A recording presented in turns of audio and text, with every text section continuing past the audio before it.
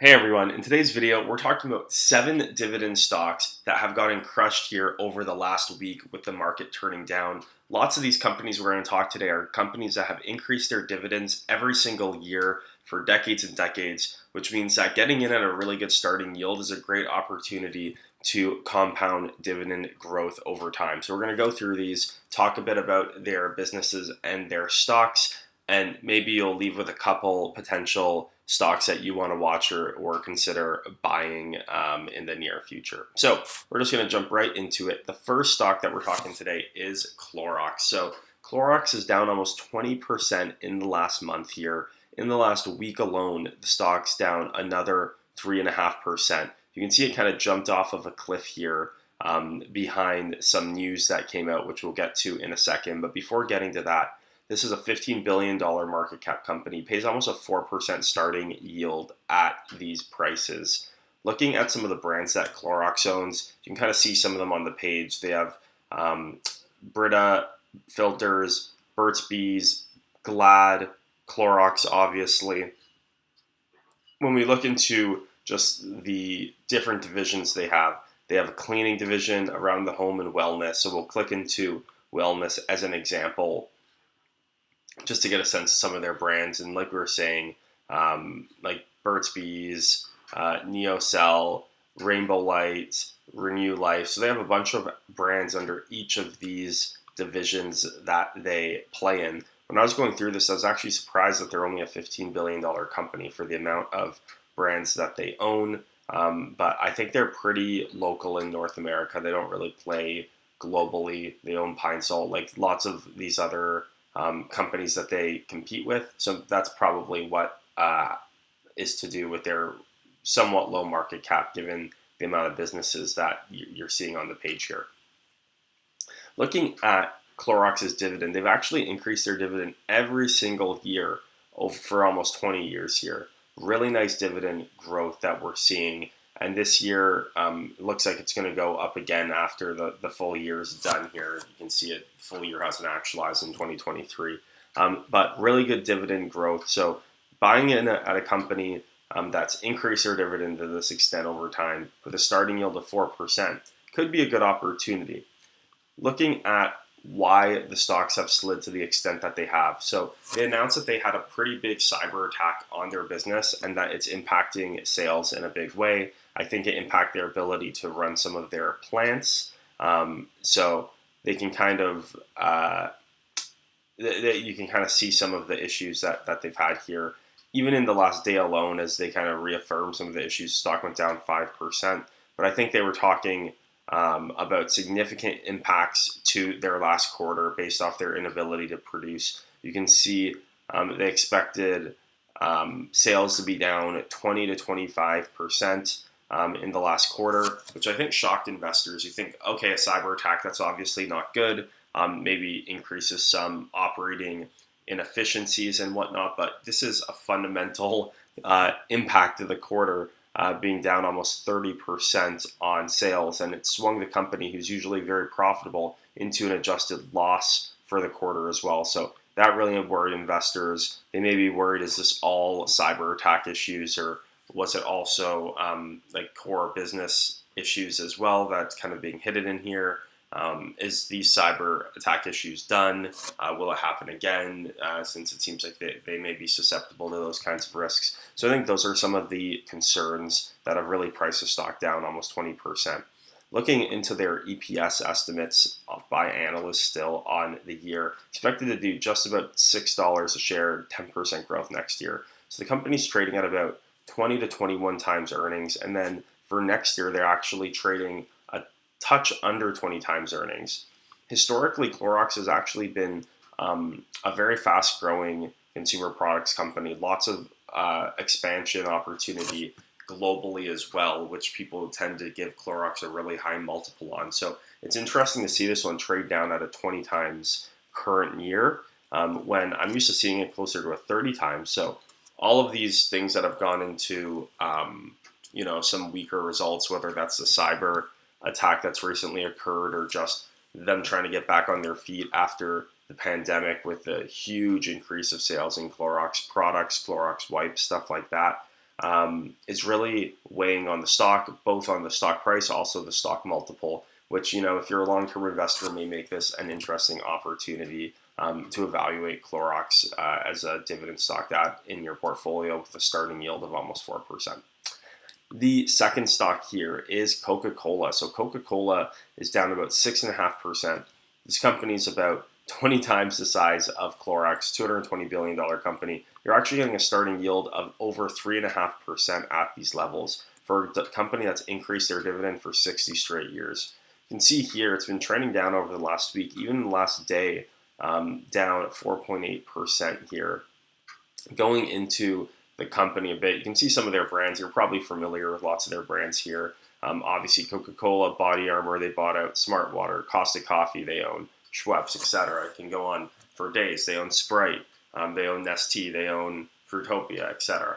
But they're really looking at expanding in a couple new sectors that they do not have a really strong presence in today. That's energy drinks. They're doing a big push into energy drinks. They're doing a big push into coffee with their Costa Coffee acquisition and looking at how they can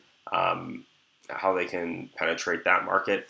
And then they're also pushing into alcohol with like Topo Chico and some of these other partnerships that they're making with Jack Daniels and Coke being in a single drink. So that's a really interesting push as well, since that's a really big space that they have a very, very, very small part of today with their recent strategic moves, but could be big growth areas in years to come, either organically or maybe even through acquisitions. We'll see how it plays out, but their argument is in the total beverage market, they still have room to grow.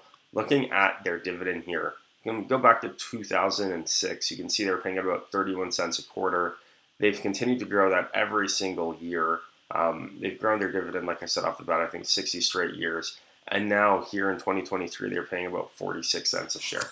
So up about 50% over the last 15 years or so. Not amazing dividend growth on this one, but really stable company.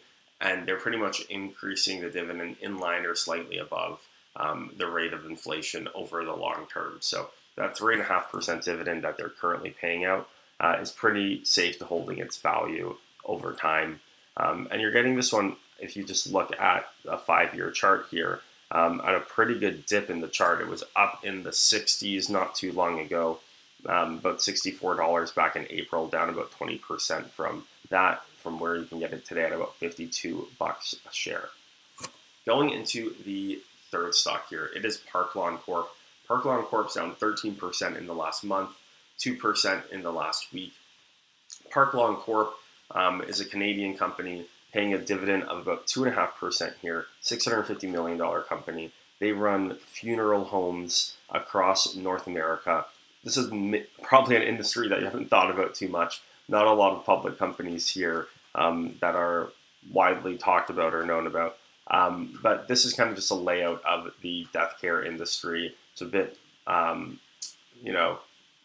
interesting to talk about. But you can see at 80% of the entire category of $22 billion is still independent. So at its core, Park Lawn's trying to roll up this industry into having a bigger player, being able to drive synergy, scale, technology investments, and whatnot. So looking at kind of how they've grown over the last few years, you can kind of see here even, this is back in 2017, their presence in Canada and the US was about 80 locations. They acquired Signature in 2017 as well, and that got them to 111 locations.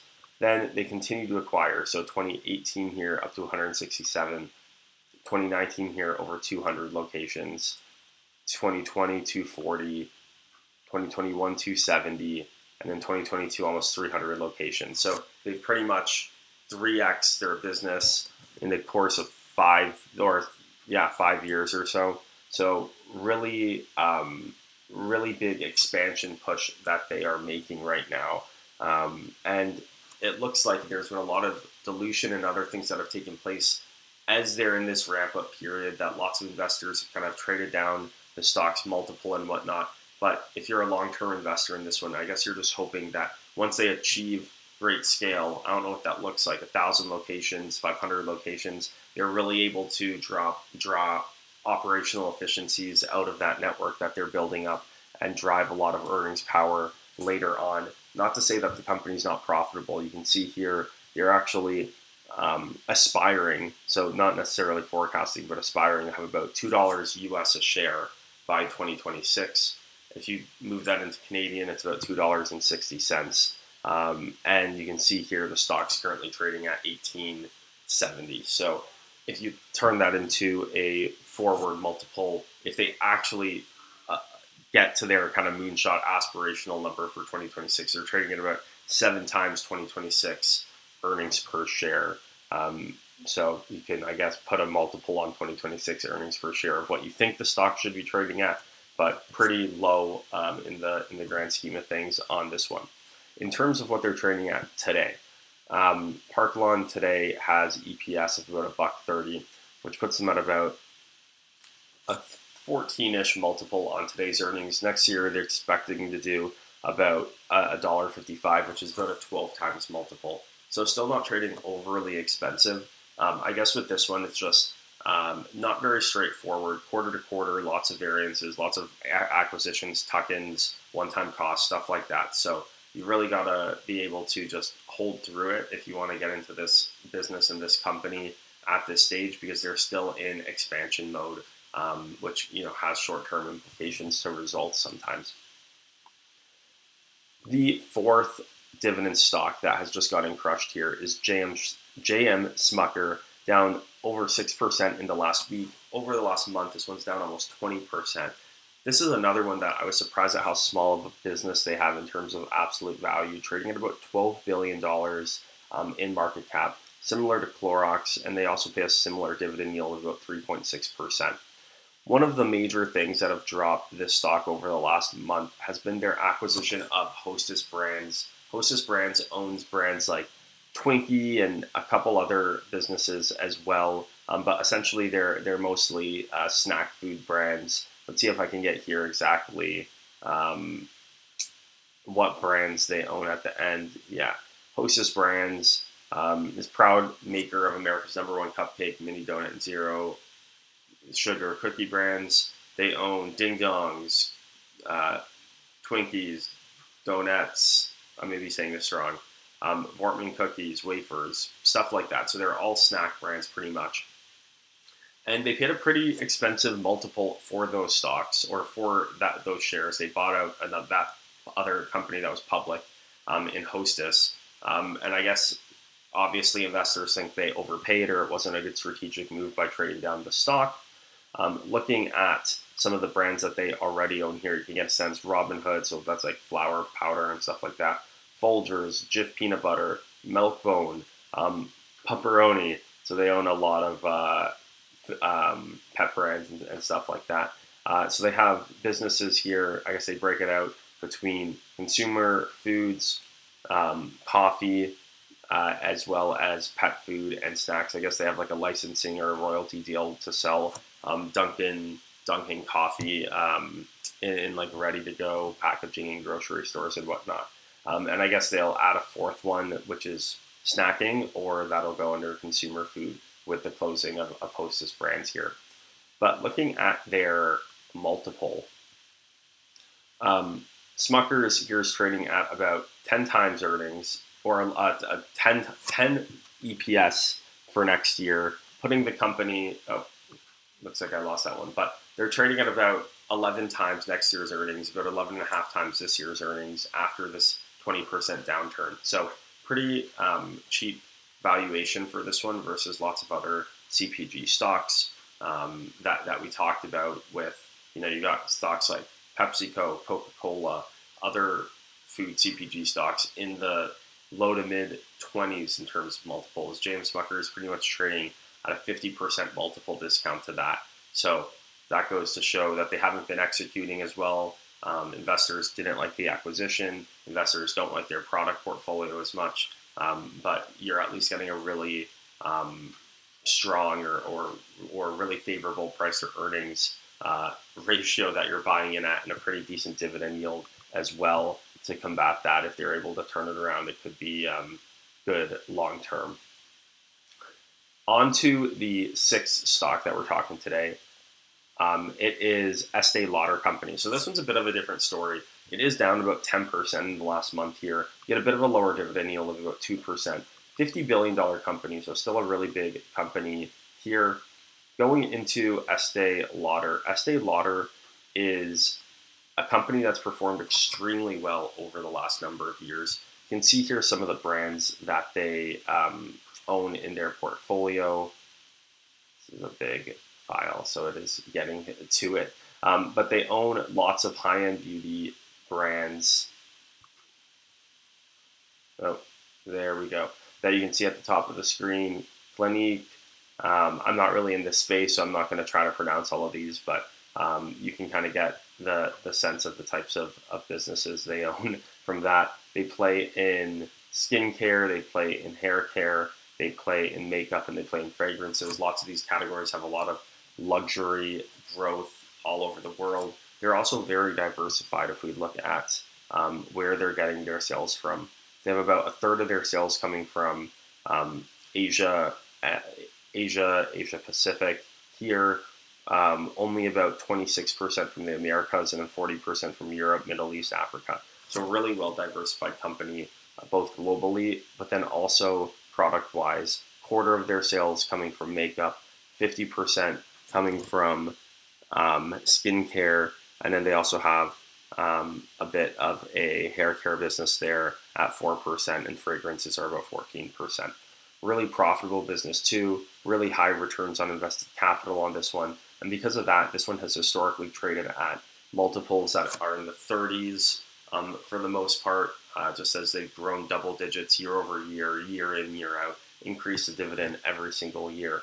If we look at their earnings multiple now, it's traded down a lot, lots of multiple contraction with interest rates going up. So they're currently trading at about a 25 times 2025, which is next year for them in their fiscals earnings. So definitely still an expensive one, very different than lots of the other stocks we looked at today in terms of multiples. But this one, unlike a company like J.M. Smucker that's gotten punished on their multiple for not executing as well, not growing very fast, making acquisitions that the market didn't like. Estee Lauder is the complete opposite pretty much. This is a company that the market loves. Lots of reasons to love it. They've executed really well. They invest capital really well, get really high returns for investors on their capital deployment. And you're able to get in at, at least a reasonable price to earnings ratio, let's call it here, at 25 times next year. So one I wanted to put on the list to consider, despite the relatively low dividend of about 2%. And then we're going to end it here with the seventh dividend stock that continues to go down. It is Bank of Nova Scotia. I've talked about this one a lot, so I'm just going to breeze by it, but down another 7% this month.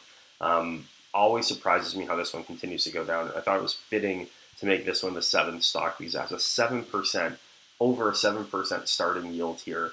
And I'm just going to go through again the dividend history on this one here. You can kind of get a sense over the last number of years, even going back to 2019, this company is paying about 85 cents a share, currently paying out $1.06 a share per quarter.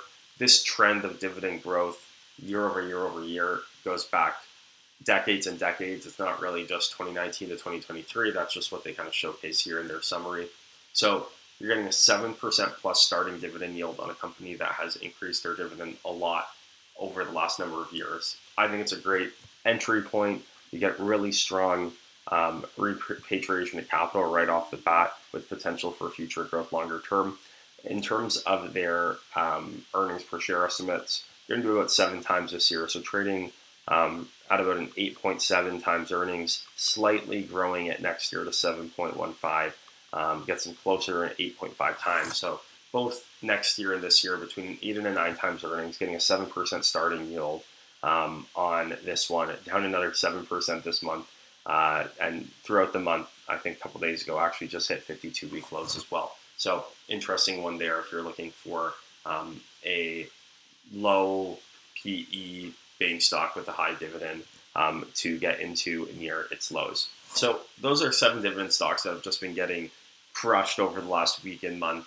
Let me know what dividend stocks you're looking at on your watch list or you're buying even in your portfolio. in the comments. And if you got to the end of the video, be sure to give this video a big thumbs up. It really does help the channel, as well as subscribing to the channel if you haven't already. Thanks, guys. I'll see you in the next one.